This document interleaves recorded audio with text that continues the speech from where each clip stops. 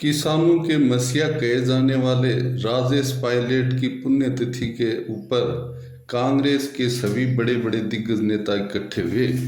उन्होंने कहा कि सचिन पायलट है वो भी अपने बाप के मार्गदर्शन पर चल रहे हैं।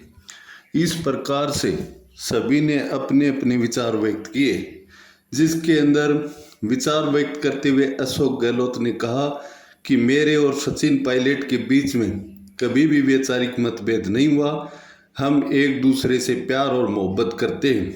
इस प्रकार से इसमें कितनी सच्चाई है कमेंट बॉक्स में ज़रूर लिखें कि जब कांग्रेस की सरकार थी तब सचिन पायलट है वो कांग्रेस की सरकार गिराने में सक्षम नहीं हुए, लेकिन फिर अशोक गहलोत है वो उनको निकम्मा और नीच बोलते थे। इस प्रकार का विचार है वो हमें देखने को मिला था, लेकिन अब उसी बात से अशोक गहलोत है वो मुकर रहे हैं और कह रहे हैं कि हमारे और सचिन पायलट के बीच में कभी भी विवाद नहीं हुआ।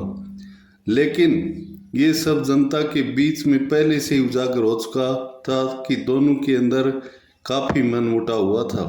लेकिन राजनीति है वो एक अलग तरह की चीज़ होती है जो समय के बदलते हुए अपनी करवट बदल देती है।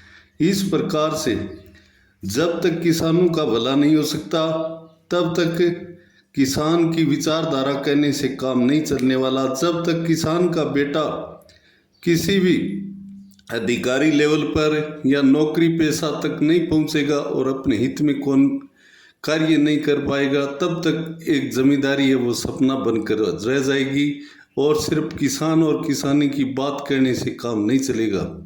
इस प्रकार से किसानों के हित में किस प्रकार का निर्णय जनता को यानी सरकार को अपने हित का ही ध्यान रखना या किसानों के हित के ध्यान रखना है, इसके अंदर किसानों के हित के लिए सरकार को क्या करना चाहिए कमेंट बॉक्स में अपनी राय जरूर लिखें कि कौन सी सरकार है वो किसानों के हित में हो सकती है और कौन सी सरकार नहीं हो सकती है।